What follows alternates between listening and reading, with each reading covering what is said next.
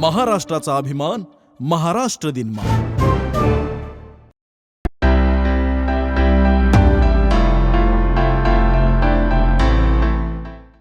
आधीचे हुशार होते.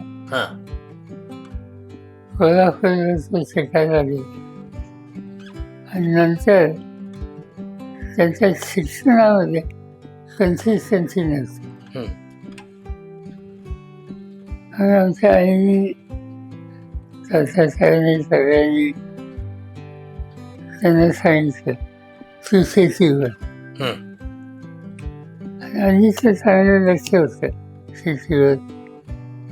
आनंद त्या साखर कारखान्यात निवडून आणायचे त्यांच्या जागेवर आजीचा उभं केलं पहिल्यांदा. आणि आजीच निवडून आधी शिक्षण त्यांनी पुरं केलं नाही, पण त्याची कमतरता कधी कर्तृत्वात भासली नाही. नंतरच्या काळात म्हणजे माझ्या निवडणुका जशा व्हायला लागल्या माझ्या निवडणुकीची जबाबदारी त्यांनी घेतली. आजीचा इंटरेस्ट होता तोपर्यंत त्यांनी इथे काय शिकायचं ते शिकले, पण त्यांचा खरा इंटरेस्ट बारामतीमध्ये शेतीमध्ये सरकारामध्ये हा होता. तो तिकडे गेला आणि तिथूनच इथपर्यंत पोहोचला. महाराष्ट्राचा अभिमान महाराष्ट्र दिन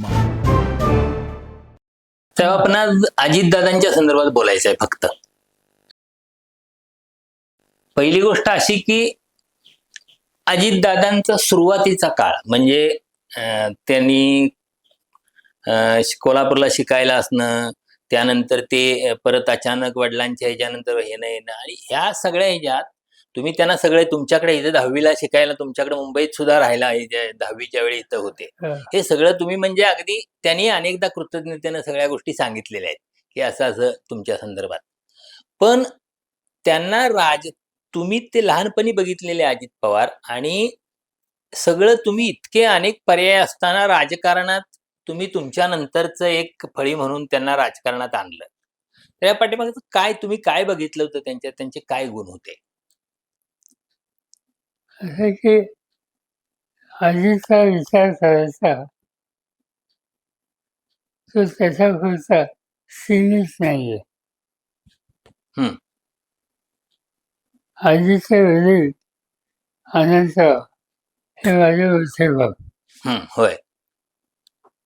आणि 7 भाऊ, 4 बहिणी, प्रचंड मोठे घर आणि दृष्टी असलेली कर्तृत्वान स्त्री म्हणजे आमची आई. आणि शेती आणि या सगळ्या अत्यंत स्वच्छ कारभार करणारे आमचे वडील की ज्यांना बाकीचा काही इंटरेस्ट नव्हता. आईचं वैशिष्ट्य होतं की त्यांनी सगळ्यांना शिकवलं कष्ट घेतले, स्वतः कष्ट केले आणि आम्हा सगळ्यांना मोठं केलं. त्याच्यामध्ये आम्हाला लहानच्यामध्ये माझ्या मते सगळ्यात जास्त हुशार, उत्तम वाचन आणि उत्तम संपर्क हा अनंतराव बर आजीच्या वडिलांचा. बाकीचे भाऊ वेगवेगळ्या क्षेत्रात त्यांच्यापेक्षा मोठे होते. उदाहरणार्थ वसंतराव हे जाळ्या चळवळीचे एक ऍक्टिव्हिस्ट होते, उत्तम निष्णात वकील होते. आणि ते मोठे बंधू दुर्दैवाने त्यांची हत्या केली. दोनच असते ज्यांना आप्पासाहेब आप्पासाहेब नसते हा की शेती, सरकार आणि संशोधन या 3 क्षेत्रासाठी अतिशय अभ्यासू ग्रस्त होते. त्यांना पद्मश्री मिळाली त्या सगळ्या योगदानात. त्यांच्यानंतर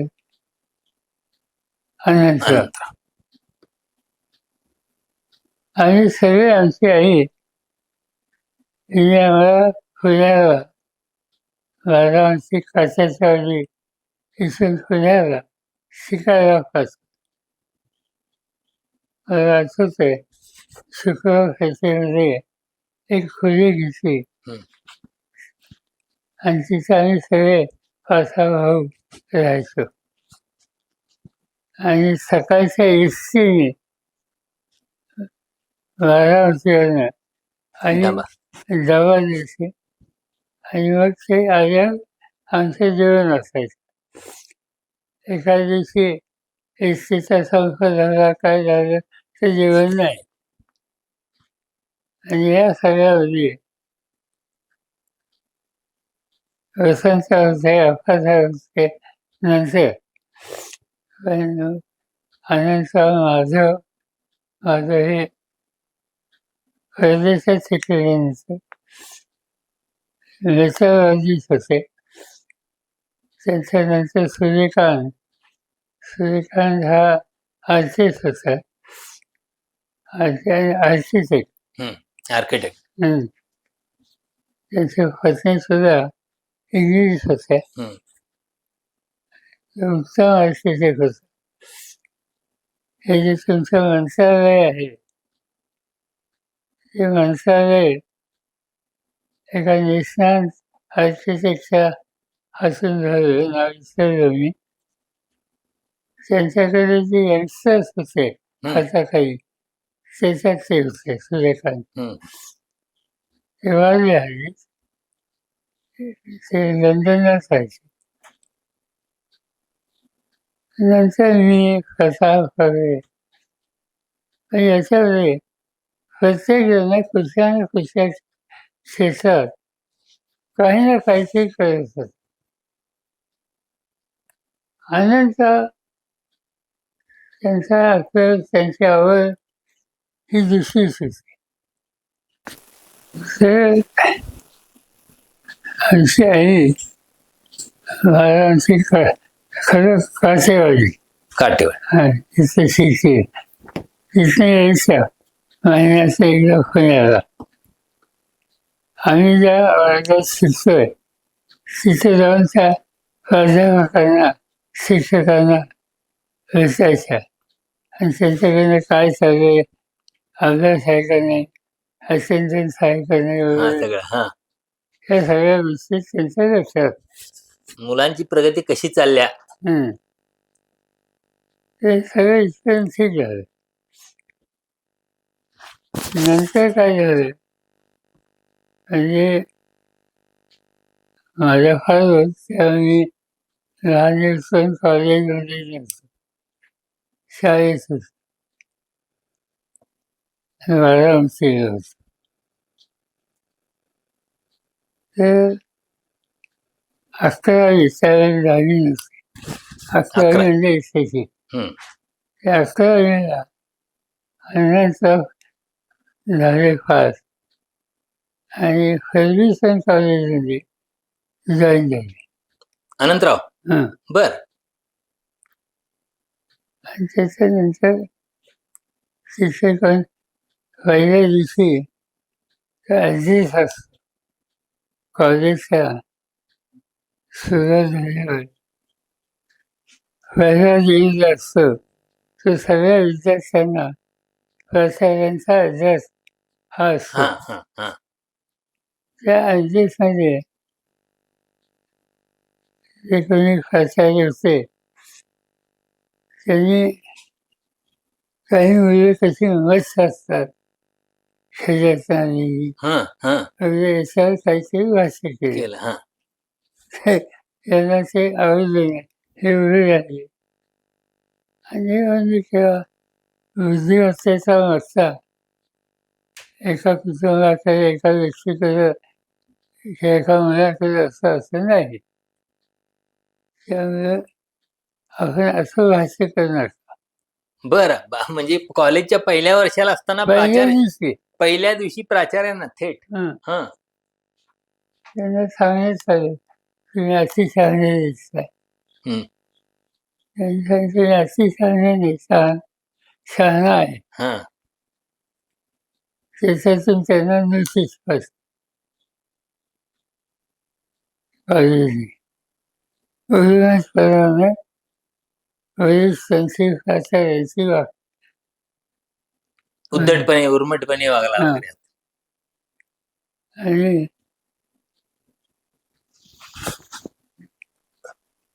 तुम्ही येऊ नका पाहिजे हे आमच्या आईच्या पाहणीमध्ये त्यांच्या लक्षात आलं. हं. आणि आई करत होते त्यामुळे की तू भूमिका घेतली हे मी समजू शकतो, पण हे वरिष्ठ अध्यापक आहेत त्यांची प्रतिष्ठा सांभाळली पाहिजे होती ती तू सांभाळली नाही. तुला काय करायचं ते कर, मला काही नको. हं मग हे सगळं ऐकल्यावर 2 दिवसांनी कळलं की ते मुंबईला गेले. कॉलेज सोडून आणि त्यांना इंटरेस्ट होता आर्ट्समध्ये. हे त्या क्षेत्राची माहिती घेत मुंबईत त्यांचे कोणते 1-2 वर्ग होते जे मुंबईचे पण शिकायला पुण्यात होते. हं. त्यांच्याशी संपर्क साधून त्यांनी थोडी मुंबईत कलेच्या क्षेत्रात काही शक्यता आहे काही आढळलं. त्या आंदोलनाच्या प्रशासनाने त्यांना राजकीयमध्ये प्रवेश मिळाला. बर राजकमल स्टुडिओला. शांताराम हं चांगलं काम काहीतरी वेळ काम करतातच. हं. तिथं नॉमिनल वेतन म्हणजे स्वतःच गरज भागेल एवढ्या वेतनात तिथं काम करावं. काही सिनेमा जुने त्यांच्यासोबत सूट झाली. त्यांना फोटोग्राफीत इंटरेस्ट होता, कलेत इंटरेस्ट होता. हे काही फार महान कलाकार राजकारणामध्ये नव्हते, पण ऑब्झर्वेशन कसं करायचे शिकायचं हा सगळा मार्गदर्शन करणारे होते. काही त्यावेळेला फिल्म तयार झाल्या त्याच्यात जे कोणी फोटोग्राफी वगैरे काम करतात त्यांच्या हाताखालची जी मुलं असतात त्याच्यात हे होते. आणि काही फिल्म तयार झाल्या की ज्याच्यात फोटोग्राफी हे फाशीमागं काम करणाऱ्या मुलांचेच होते. उदाहरणार्थ अमर भोपाळी त्यावेळेला गाजलेला अनंतगंधा काय गाणं विसरलं मी त्या भोपाळीमध्ये ते म्हणजे असे सगळ्या गोष्टी ते करायला. मग आमचे मोठे बंधू वसंत आणि वरिष्ठांनी आईला कन्व्हिन्स केलं की तुम्ही त्याला घराच्या बाहेर पाठवले असं नको, त्याला संधी द्या. मग त्याला बोलून घेतलं आणि सांगितलं की काय तुला हवंय. त्याने मला शेती करायला इंटरेस्ट आहे. बर काशाशिवाजी आमचं गाव हे तिथं राहिले आणि आई वडिलांनी शेतीची जबाबदारी त्यांच्यावर टाकली. नवीन त्यांचं जाणून घ्यायचं, बियाणं आणायचं, नवीन पिकं घेता येतील का याचा प्रयत्न करायचा. या सगळ्या कामात त्यांनी लक्ष केंद्रित केलं. ह्या पहिल्याच्या बद्दलची त्यांची आस्था ही पुढे काही विकसित व्हायची संधी त्यांना मिळाली नाही. पण अतिशय उत्तम हस्ताक्षर आणि प्रचंड वाचन हम्म. मराठीमध्ये विशेषतः त्या सगळ्या गोष्टी हा त्यांच्या वैशिष्ट्याचा भाग होता. त्यामुळे शेतीची लक्ष, वाचनाचंही लक्ष आणि असं करत त्यांच्या दुसरी गोष्ट अशी होती की ते लोकांशी संपर्क आजूबाजूच्या गावच्या हा दिवसेंदिवस दरम्यान मी कॉलेजला बाहेर पडलो आणि त्याच्यानंतर मी युवक काँग्रेसमध्ये कामाला लागलो आणि 1967 चव्हाण साहेबांनी माझं काम सगळं बघून मी विधिमंडळाला जावं अशी अपेक्षा केली. अवघड होतं. निवडणूक लढवायची काही साधी गोष्ट नाही, पैशाची प्रश्न असते.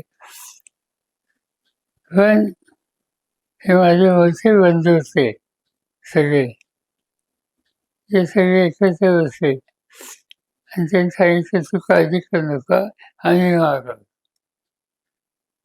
आणि ते काही निवडणुका, राजकारण या सगळ्या कामाला आनंदसावनी कोऑर्डिनेट करावं, बाकी त्यांनी मदत करावी त्यांना आणि त्यांनी मला असे यंत्रणा केली. निवडणुकीला मला संधी मिळाली आणि त्या निवडणुकीची खालची जबाबदारी लोकांची, कार्यकर्त्यांची, ही सगळी आनंदसावनी घेतली. बर पहिल्या निवडणुकीत. पहिल्यांदा बर बर बर. पैसे उभे करणं वगैरे सगळ्या गोष्टी, बाकीच्या भावांच्याकडनं ही मदत येईल ती वापरली, योग्य दृष्टीने वापरतो. हे सगळं माझ्या पहिल्या निवडणुकीची जी यंत्रणा असते ती अनंतराव. ती सगळी त्यांनी केली. बर त्याबरोबर मतदारसंघाच्या विविध घटकांची अतिशय जवळून सुसंवाद ठेवायचं काम त्यांनी केलं. बाकीच्या भावांची मदत होती. होतं कसं, मोठे बंधू माझा गाव ते नेतावादीच होते अमेरिकेत, इंग्लंडमध्ये. त्यानंतर ते सूर्यकांत ते आर्किटेक्ट झाले लंडनमध्ये. आणि त्यामुळे या सगळ्यांचा आशीर्वाद लाभले होते. पण फील्डवर अनंतराव एकटेच होते. त्यांचे सवन तिच्या निवडणुकीची जबाबदारी त्यांनी आपल्या शिवाय घेतली आणि मला मोठ्या मताने विजय मिळाला. त्याच काळामध्ये आमचे वडील आणि इतर काही शेतकरी जासर, निंबाळकर असे होते. त्या सगळ्यांनी 1956-57 सरकारी साखर करायचा निर्णय घेतला. भवानीनगर छत्रपती कारखाना हा या सगळ्यांनी काढला आणि त्या संचालक मंडळात अनंतराव सुद्धा होते. आणि अनंतरावचं वैशिष्ट्य होतं की कुठल्याही गोष्टीत सखोल अभ्यास करत. त्यामुळे हा साखर धंदा, त्याची मशिनरी, त्याची टेक्नॉलॉजी या सगळ्यात त्यांनी लक्ष घातलं आणि त्या भागात त्यांचा संपर्क हा व्यापक झाला. आणि या सगळ्या संपर्काचा लाभ राजकारणामध्ये मिळवला झाला.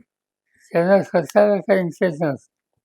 ते स्वतः निवडून आले ते कळतं, पण ते मला मदत करण्यासाठी हे सगळे त्यांचे पार्श्वभूमी होते. आणि मी विशेषाने आणि ना पूर्ण साक्षीनं त्यांनी आम्हाला मदत केली.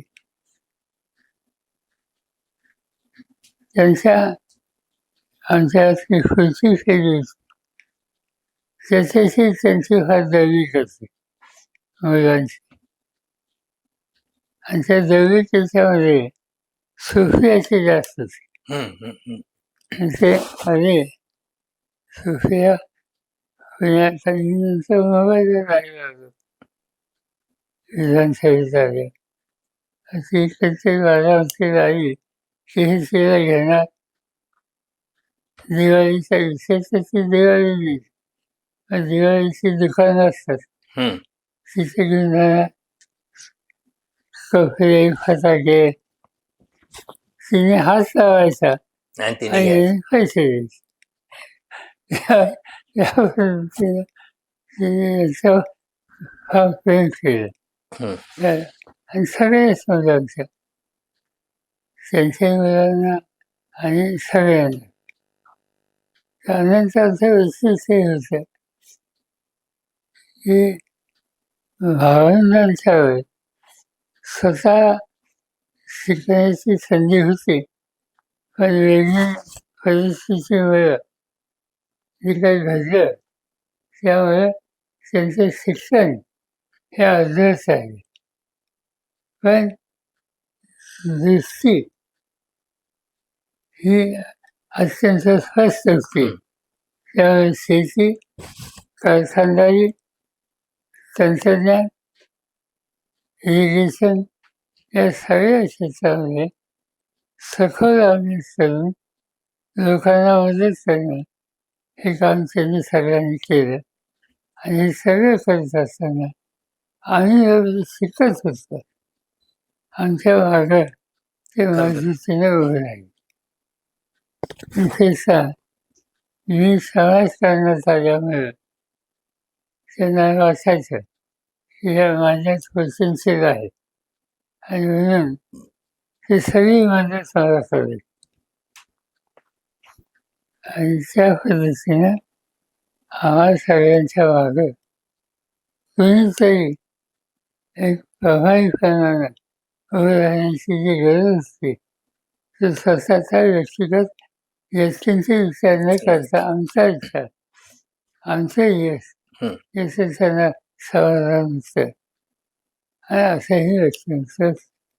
मला वाटतं त्याचमुळं तुम्ही त्यांच्या ह्याच्या अजितदादांना तुम्ही राजकारणात आणलं, प्रमोट करण्याचं तेच कारण. आधी ते हुशार होता. कोल्हापूरला शिकायला गेले आणि नंतर त्यांच्या शिक्षणामध्ये कन्सिस्टन्सी नव्हती. मग आमच्या आईने साहेबांनी सगळ्यांनी त्यांना सांगितलं तू शेतीवर. आणि म्हणून ते कशाच्या वजूला आले. दरम्यान आनंदसाहेब गेले आणि मग तिथे जबाबदारी आनंदसाहेब बघायचे ते सगळे अजित बघायला. आणि अजितचं चांगलं लक्ष होतं शेतीवर.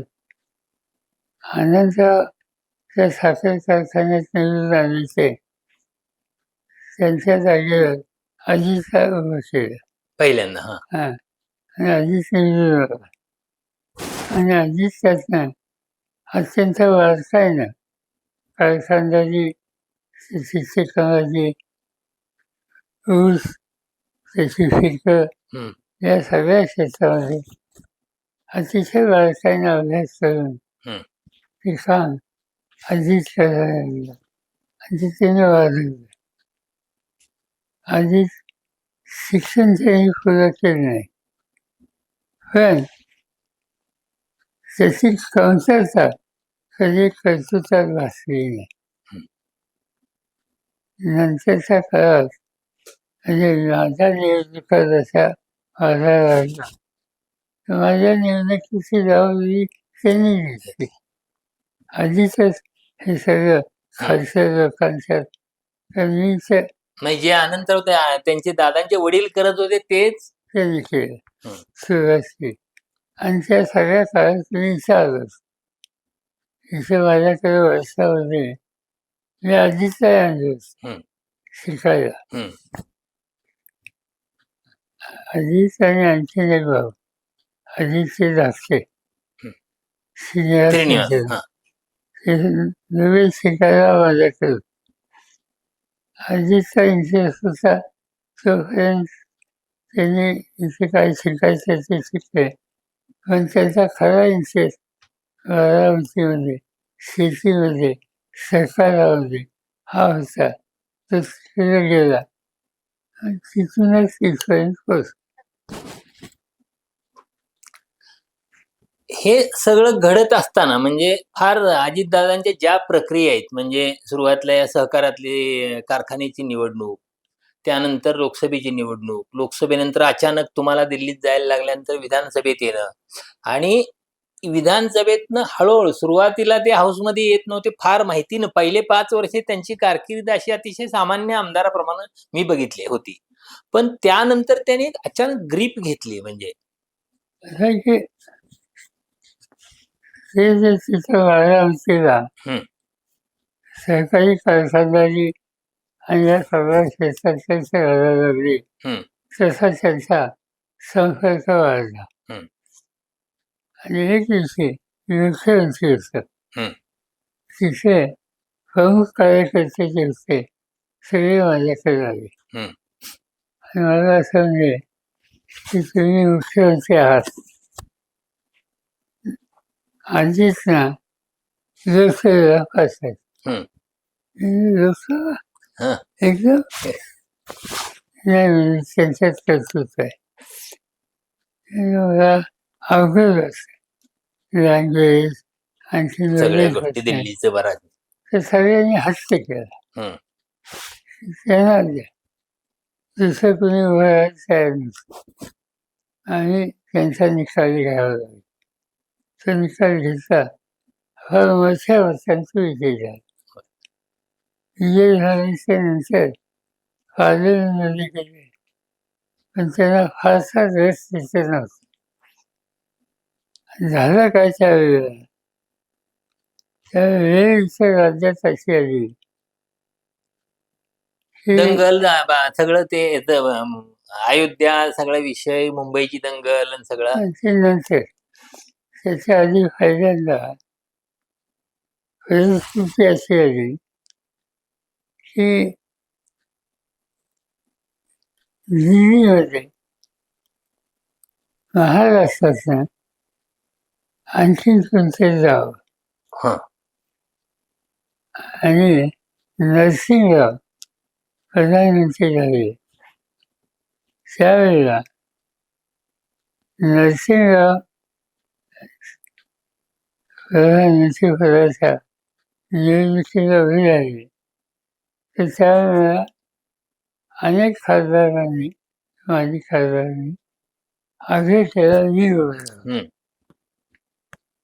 आणि शेवटी मी उभं राहायचा निर्णय घेतला. पण काँग्रेसमध्ये प्रस्तावित इथे जे लोक होते त्यांचा पाठिंबा मला नव्हता. बाकी अनेकांचा होता, विशेषतः दक्षिण राज्यात. हं. आणि मतदान झालं हे आणि नरसिंहराव. हं. आणि ते मतदान काँग्रेसच्या 2 वरिष्ठ नेत्यांना ती जबाबदारी सोपवली.